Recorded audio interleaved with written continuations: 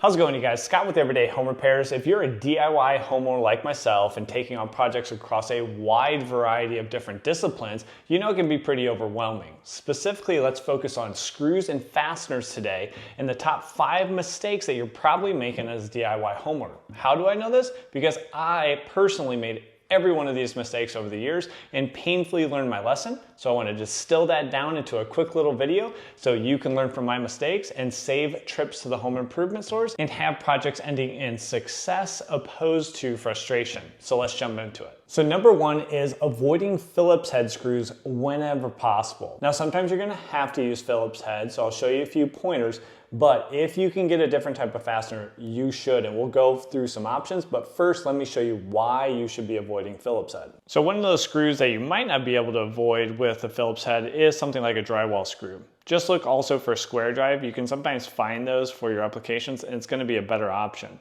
But if you cannot avoid using a Phillips head, maybe it's existing fasteners that you have and you just have to use it, you want to try to avoid bits that are worn out, such as this one. And then also, it's not one size fits all. I'll show you an example here, but usually we're using one Phillips head bit for everything, or possibly one screwdriver for everything that you might have had for 10, 15, or 20 years, and it's just going to be worn out. So what happens in that case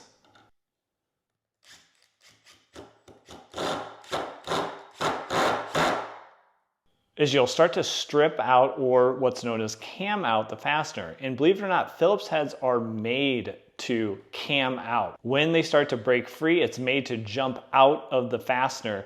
Now this one held up pretty well, but I'll show you some standard fasteners that really just strip out from a cross pattern to a circle really quickly, and then you have a huge problem on your hands. So one thing to consider is if you do have to use Phillips head, just know there are multiple different size of Phillips head. So that is a PH0. Here is a PH1. You got a PH2. And then it even goes for the larger fasteners up to a PH3.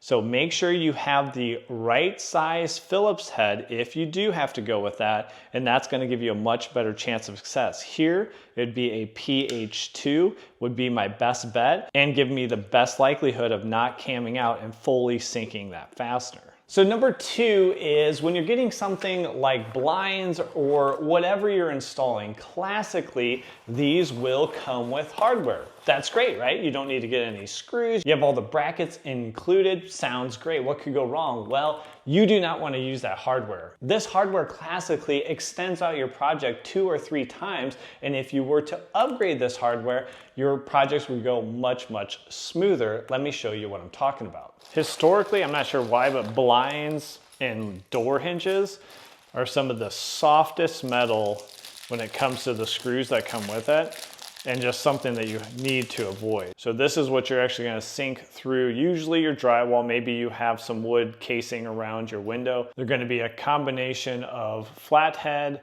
or Phillips. Most people are going to use Phillips. Again, if we use our standard worn out bit, you have basically no shot getting these to securely hold.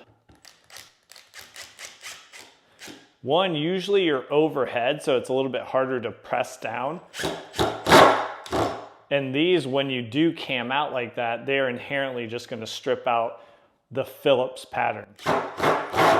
So if we take a closer look, you can see we basically stripped everything out. And what happens is it makes your blind project really stretch out because you can't get the fasteners to hold. So let me show you a better option, and you just should never really use these default fasteners because they are so soft, and Phillips is not the best head type by any means. So especially when we have the larger projects, we just want to upgrade to a superior screw. Now this is made by Spax. I also use GRK, and I'll show you a bunch of different options that I carry in a standard kit, which cover about 95% of all my different projects around the house. And so we're just going to have much, much better luck sinking this in with a torque bit opposed to a Phillips when you have such soft metal.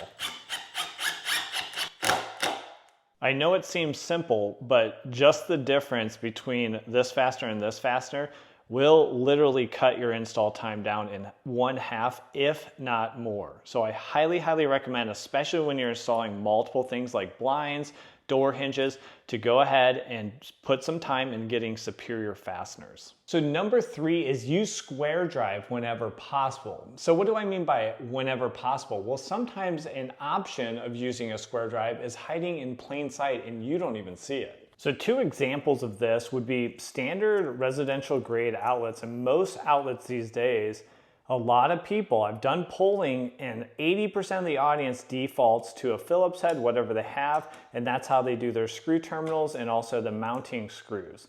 But actually a better option is a number 1 square drive, which fits perfectly into the screw terminal, both on your side for your wiring, but also in your mounting screw, so you're able to mount it into your junction box. So the number 1 square drive is by far the better choice than a Phillips head, and it's hiding in plain sight and most homeowners don't know it. Also, depending on what fasteners you're using, this is a Spax 2-inch screw. Again, a lot of homeowners would default to a Phillips head on this one, but no, it actually has a combination where it can hold a number 2 square drive. And again, that is going to be a superior option. For instance, I would use this to secure my top door hinge to make sure my door stops sagging. And I would use the number 2 square drive to ensure I'm actually able to drive that home without issues, especially on top hinges where it's a little bit harder to get that pressure driving it home that you would need for a Phillips head. Now, number 4 really comes feedback from you guys in terms of what is your preferred overall screw if you had to pick just one. And then also when it comes to feedback, we've been asking you guys to fill out a survey, which there's a link in the description, or if you're watching on TV, you can just scan this QR code. And what we're doing is kind of crowdsourcing our information together. So you got to fill out about 10 different questions about your homeowner's insurance. And I do understand it's a fairly boring topic, but if you put that information in and also your contact information, then we can send you a custom report on your state from all the other viewers that have already filled out the survey.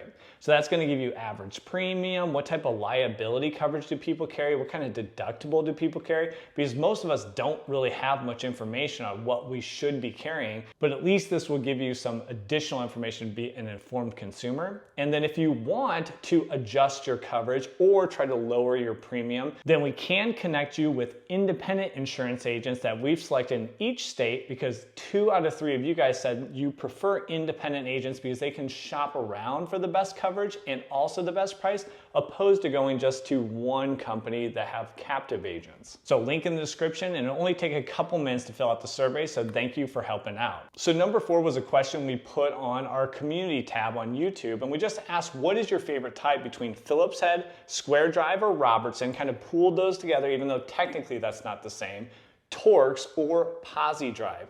And the majority of you guys said that you prefer Torx if you had to pick just one. So one additional piece of information that let me know maybe homeowners aren't that experienced in what options they have and why they should use those, because Phillips ranked over the square drive or Robertson. And if you've ever used actually both of those, you would never pick Phillips over those other options like the square drive or Robertson drive. So number 5 is what screwdriver and screws do I recommend? Now, some people might consider the number of multi-bit screwdrivers I have as a small problem, but at least it gives me a good look at what was out there and which one I prefer now and go with. Now, these are 2 from Klein Tools. Most of these are from Klein Tools. These are the 11-in-1. So they have basically one shaft here that then you flip around for all the 11 different functions. And then this one is ratchet and that one's standard. I like these, but they're not my go-to anymore.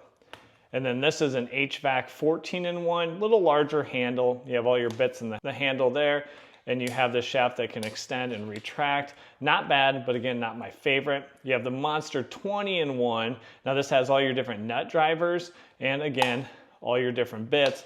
A little bit too big, although it's got a ton of features and pretty cool, but not my go-to. WIA makes a 26-in-1, and it has 2-sided bits here. I do like this one, and it is growing on me, but the handle is a little bit larger. But man, this one is pretty compelling, and it has a nice little release there for your bits. And WIA and also Wera make really nice screwdrivers. So here are my 2 go-tos. I have a 15-in-1, little bigger handle, but it does have ratchet drive. And then it has 2-sided bits here that you use. and they're pretty thin here, so if you need to fit those back in a closed space, you can do that. And then you have all your extra bits here. So I'm using this one quite a bit on electrical, but my main one is the 16-in-1. You'll see links to these down in the description for your reference, or this QR code will take you to the list of all these different ones. This one has an insanely compact handle. It's the smallest handle I've ever seen for a multi-bit. It's impact rated. The bits do not fall out like the old versions used to. You can use this in your impact driver, so you now can just use your screwdriver and you don't have to bring your case of bits up in the attic or basement or wherever you're working. And it has a nice 1/4 inch and 5/16 if you're doing any work on HVAC. And then it has a socket holder that you can also put on the end here. So for me, in what I do just around the house, this one has been great. And this is the most common one I use and recommend. And you're gonna have all those different bits. So you can default to square drive, or you can default to your torque heads, but you're also gonna have Phillips, flathead, and anything else you need. So you're not running and having to get another screwdriver. You always have what you need on you. So what screws am I carrying? So I just have one large pack out, and then this is gonna have all my defaults. Overall, I defer to GRKs. So I have a 2.5 inch, 2 inch, 1.5 inch, and then these smaller 1 inch that sometimes I do use these for those blind projects, in addition to a 2 inch trim screw. So I'll put these links all down in the description so you can reference those. I'm also going through these specs that you saw earlier in the video. These have been nice, but I am probably going to upgrade this to go with a 3 inch GRK to kind of finish things out. And then just for your reference, toggle bolts. I have a bunch of different toggle bolts. Those are my default to fix something that's hanging on drywall. And then I use these easy anchors for my standard drywall anchor. I think these work way, way better than your standard drywall anchors that come with your kit.